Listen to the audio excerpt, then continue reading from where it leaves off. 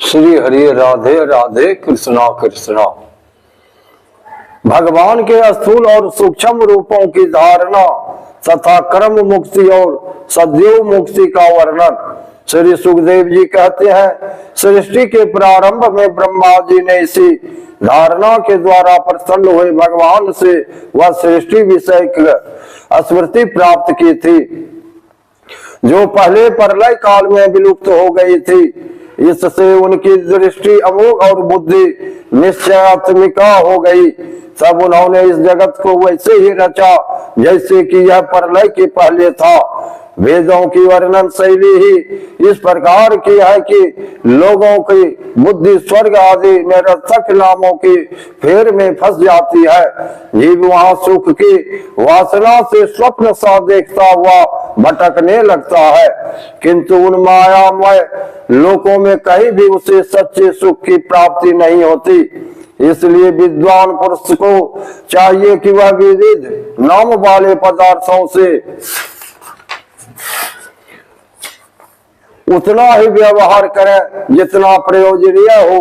अपनी बुद्धि को उनकी निस्सारता के निश्चय से परिपूर्ण रखें और एक क्षण के लिए भी असावधान न हो। यदि संसार के पदार्थ प्रारब्ध वश बिना परिश्रम के यूं ही मिल जाए, तब उनके उपार्जन का परिश्रम व्यर्थ समझकर उनके लिए कोई प्रयत्न न करे। जब जमीन पर सोने से काम चल सकता है, तब पलंग के लिए प्रयत्न करने से क्या प्रयोजन। जब भुजाएं अपने को भगवान की कृपा से स्वयं ही मिली हुई है, तब तकियों की क्या आवश्यकता। जब अंजलि से काम चल सकता है, तब बहुत से बर्तन क्यों बटोरे। वृक्ष की छाल पहनकर या वस्त्रहीन रहकर भी यदि जीवन धारण किया जा सकता है, तो वस्त्र की क्या आवश्यकता। पहनने की क्या रास्तों में चितरी नहीं है। भूख लगने पर दूसरों के लिए ही शरीर धारण करने वाले वृक्ष क्या फल फूल की भिक्षा नहीं देते। जल चाहने वालों के लिए नदियां क्या बिल्कुल सूख गई है। रहने के लिए क्या पहाड़ों की गुफाएं बंद कर दी गई है। अरे भाई, सब न सही, क्या भगवान भी अपने शरण गतों की रक्षा नहीं करते। ऐसी स्थिति में बुद्धिमान लोग भी धन के नशे में चूर घमंडी धनियों की चापलूसी क्यों करते हैं। इस प्रकार विरक्त हो जाने पर अपने हृदय में नित्य विराजमान स्वतः सिद्ध आत्म स्वरूप परम प्रियतम परम सत्य जो अनंत भगवान है, बड़े प्रेम और आनंद से दृढ़ निश्चय करके उन्हीं का भजन करें, क्योंकि उनके भजन से जन्म मृत्यु के चक्कर में डालने वाले अज्ञान का नाश हो जाता है। पशुओं की बात तो अलग है, परंतु मनुष्यों में भला ऐसा कौन है जो लोगों को इस संसार वैतरणी नदी में गिरकर अपने कर्म जन्य दुखों को भोगते हुए देखकर भी भगवान मंगलमय चिंतन नहीं करेगा। इन असत विषय भोगों में ही अपने चित्त को भटकने देगा। कोई साधक अपने शरीर के भीतर हृदय काश में विराजमान भगवान के प्रदेश मात्र स्वरूप की धारणा करते हैं। वे ऐसा ध्यान करते हैं कि भगवान की चार भुजाओं में शंख चक्र गदा और पद्य है। उनके मुख पर प्रसन्नता झलक रही है। कमल के समान विशाल और कोमल नेत्र है। कदम्ब के पुष्प के केसर के समान पीला वस्त्र धारण किए हुए है। भुजाओं में श्रेष्ठ रत्नों से जरे हुए सोने के बाजू बंद शोभायमान है। सिर पर बड़ा ही सुंदर मुकुट और कानों में कुंडल है, जिनमें जरे हुए बहुमूल्य रत्न जगमगा रहे हैं। उनके चरण कमल योगेश्वरों के लिए हुए हृदय कमल की कर्णिका पर विराजित है। उनके हृदय पर श्री वस्त्र का चिन्ह एक सुनहरी रेखा है। गले में कौस्तुभ मणि लटक रही है। वक्षस्थल कभी न कुहलाने वाली वनमाला से घिरा हुआ है। वे कमर में करधनी, उंगलियों में बहुमूल्य अंगूठी, चरणों में नुपुर और हाथों में कंगन आदि आभूषण धारण किए हुए है। उनके बालों की लटे हुए बहुत चिकनी, निर्मल, घुंघराली और नीली है। उनका मुख कमल मंद मंद मुस्कान से खिल रहा है।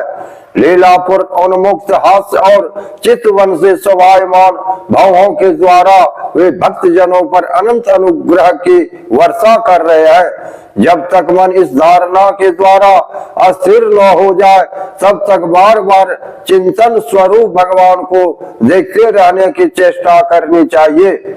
भगवान के चरण कमलों से लेकर उनके मुस्कान युक्त मुख कमल प्रयत्न समस्त अंगों की एक एक करके बुद्धि का द्वारा धारणा करनी चाहिए।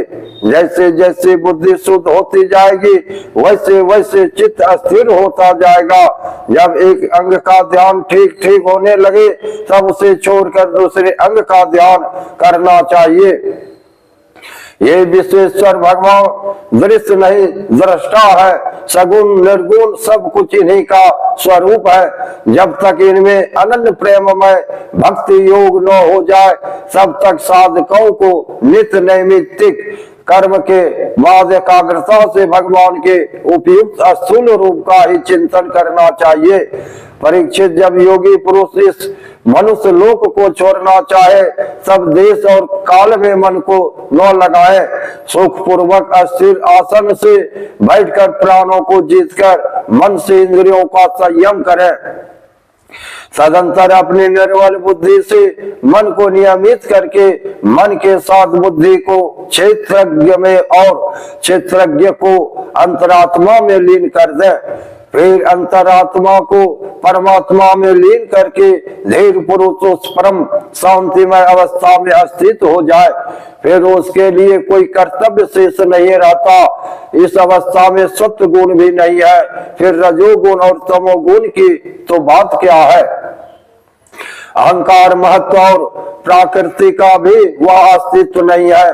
उस स्थिति में जब देवताओं के नियामक काल की भी दाल नहीं गलती, तब देवता और उनके अधीन रहने वाले प्राणी तो रह ही कैसे सकते हैं।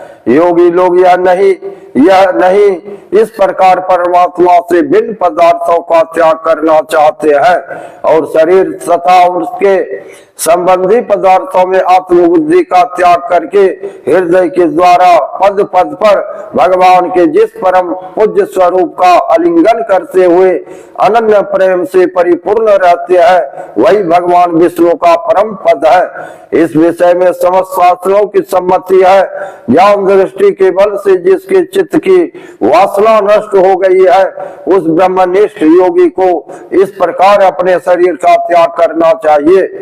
वाले पर एड़ी से अपने गुदा को दबाकर स्थिर हो जाए और तब बिना घबराहट के प्राण वायु को षड चक्र भेदन की रीति से ऊपर ले जाए। मनुष्य योगी को चाहिए कि नाभि चक्र मणिपूरक में स्थित वायु को हृदय चक्र अनाहत में, वहां से उदान वायु के द्वारा वक्षा स्थूल के ऊपर विशुद्ध चक्र में, फिर उस वायु को धीरे धीरे तालु मूल में विशुद्ध चक्र के अग्रभाग में चढ़ा दे। सदंतर दो आंख, दो कान, दो नासा छिद्र और मुख, इन सातों छिद्रों को रोककर उस तालु मूल में स्थित वायु को भौहें के बीच अज्ञान चक्र में ले जाए। यदि किसी लोक में जाने की इच्छा न हो तो आधी घड़ी तक उस वायु को वहीं रोककर स्थिर लक्ष्य के साथ उसे शस्त्र में ले जाकर परमात्मा में स्थित हो जाए। इसके बाद ब्रह्म धर्म का भेदन करके शरीर इंद्रियों को छोड़ दे। परीक्षित, यदि योगी की इच्छा हो कि मैं ब्रह्मलोक में जाऊं, आठों सिद्धियां प्राप्त करके आकाश चारणी सिद्धियों को साथ विहार करूं, अथवा त्रिगुणमय ब्रह्मांड के किसी भी प्रदेश में विचरण करूं, तो उसे मन और इंद्रियों को साथ ही लेकर शरीर से निकलना चाहिए। योगियों का शरीर वायु की भांति सूक्ष्म होता है। उपासना, तपस्या, योग और ज्ञान का सेवन करने वाले योगियों को त्रिलोकी के बाहर और भीतर सर्वत्र स्वच्छ चंद रूप से विचरण करने का अधिकार होता है। केवल कर्मों के द्वारा इस प्रकार वैरों टोक विचरना नहीं सकता। परीक्षित योगी ज्योतिर्मय मार्ग सुषुम्ना के द्वारा जब ब्रह्मलोक के लिए प्रस्थान करता है, तब पहले वह आकाश मार्ग से अग्नि लोक में जाता है। वहां उसके बचे कुचे मल भी जल जाते हैं। इसके बाद वह वहां से ऊपर भगवान श्री हरि के सुषुमार नामक ज्योतिर्मय चक्र पर पहुंचता है। भगवान विष्णु का यह सुषुमार चक्र विश्व ब्रह्मांड के भ्रमण के केंद्र है। उसका अतिक्रमण करके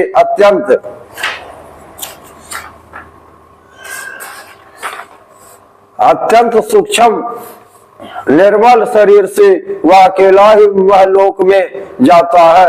वह लोक ब्रह्मवेत्ताओं के द्वारा भी वंदित है और उसमें कल्प प्रयत्न जीवित रहने वाले देवता विहार करते रहते हैं। फिर जब प्रलय का समय आता है, तब नीचे के लोगों को शेष के मुख से निकली हुई आग के द्वारा भस्म होते देख वह ब्रह्मलोक में चला जाता है। जिस ब्रह्मलोक में बड़े बड़े सिद्धेश्वर विमानों पर निवास करते हैं, उस ब्रह्मलोक की आयु ब्रह्मा की आयु के समान ही दो प्रारब्ध की है। वहाँ न शोक है, न दुख, न बुढ़ापा है, न मृत्यु। फिर वहाँ किसी प्रकार का उद्वेग या भय तो हो ही कैसे सकता है। वह यदि दुख है तो केवल एक बात का, वह यही कि इस परम पद को न जानने वाले लोगों के जन्म मृत्यु में अत्यंत घोर संकटों को देखकर दयावश वहाँ के लोगों के मन में बड़ी व्यथा होती है। सत्यलोक में पहुंचने के पश्चात वह योगी निर्भय होकर अपने सूक्ष्म शरीर को पृथ्वी से मिला देता है और फिर उतावली न करते हुए 7 आवरणों का भेदन करता है। पृथ्वी रूप से जल को और जल रूप से अग्निमय आवरणों को प्राप्त होकर वह ज्योति रूप से वायु रूप आवरण आ जाता है और वहां से समय पर ब्रह्म की अनंत का बोध कराने वाले आकाश रूप आवरण को प्राप्त करता है। इस प्रकार स्थूल आवरणों को पार करते समय उसकी इंद्रियां भी अपने सूक्ष्म अधिष्ठान में लीन होती जाती है। ज्ञानेन्द्रिय गंधता मात्रा में, रसना रसतान मात्रा में, नेत्र रूप तंत्र मात्रा में, त्वचा सर्व तंत्र मात्रा में, श्रोत्र शब्द शांत मात्रा में और कर्मेंद्रिया अपनी अपनी क्रिया शक्ति में मिलकर अपने अपने सूक्ष्म स्वरूप को प्राप्त हो जाती है। इस प्रकार योगी पंचभूतों के स्थूल सूक्ष्म आवरणों को पार करके अहंकार में प्रवेश करता है। वहाँ सूक्ष्म भूतों को तामस अहंकार में, इंद्रियों को राजस अहंकार में तथा मन और इंद्रियों के अधिष्ठाता देवताओं सात्विक अहंकार में लीन कर देता है।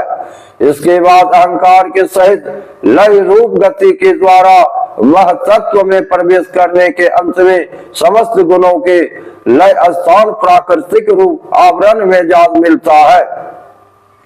परीक्षित महाप्रलय के समय प्राकृतिक रूप आवरण का भी लय हो जाने पर वह योगी स्वयं आनंद स्वरूप होकर अपने उस निवारण रूप से आनंद स्वरूप शांत परमात्माओं को प्राप्त हो जाता है, जिसे इस भगवानमयी गति की प्राप्ति हो जाती है। उसे फिर इस संसार में नहीं आना पड़ता। परीक्षित तुमने जो पूछा था उसके उत्तर में मैंने वेदोक्त द्विविध सनातन मार्ग सद्यो मुक्ति और क्रम मुक्ति का तुमसे वर्णन किया। पहले ब्रह्मा जी ने भगवान वासुदेव की आराधना करके उनसे जब प्रश्न किया था, तब उन्होंने उत्तर में इन्हीं दोनों मार्गों को बात ब्रह्मा जी से कही थी। संसार चक्र में पड़े हुए मनुष्य के लिए जिस साधन के द्वारा उसे भगवान श्री कृष्ण की अनन्य प्रेममयी भक्ति प्राप्त हो जाए, उसके अतिरिक्त और कोई भी कल्याणकारी मार्ग नहीं है। भगवान ब्रह्मा ने एकाग्र चित्त से सारे वेदों का 3 बार अनुशीलन करके अपनी बुद्धि से यही निश्चय किया कि जिससे सर्वात्मा भगवान श्री कृष्ण के प्रति अनन्य प्रेम प्राप्त हो, वही सर्वश्रेष्ठ धर्म है। समस्त चर अचर प्राणियों में उनके आत्मा रूप से भगवान श्री कृष्ण ही लक्षित होते हैं। क्योंकि ये बुद्धि आदि दृश्य पदार्थ उनका अनुमान कराने वाले लक्षण है, वे इन सब के साक्षी एकमात्र दृष्टा है। परीक्षित, इसलिए मनुष्यों को चाहिए कि सब समय और सभी स्थितियों में अपनी संपूर्ण शक्ति से भगवान श्री हरि का ही श्रवण, कीर्तन और स्मरण करें। राजन, संत पुरुष आत्मस्वरूप भगवान की कथा का मधुर अमृत बांटते ही रहते हैं, जो अपने कान के दोनों में भर भर कर उनका पान करते हैं। उनके हृदय से विषयों को विषैला प्रभाव जाता रहता है, वह शुद्ध हो जाता है और वे भगवान श्री कृष्ण के चरण कमलों की सन्निधि प्राप्त कर लेते हैं। राधे राधे, कृष्णा कृष्णा। लाइक सब्सक्राइब करिए। श्री हरि।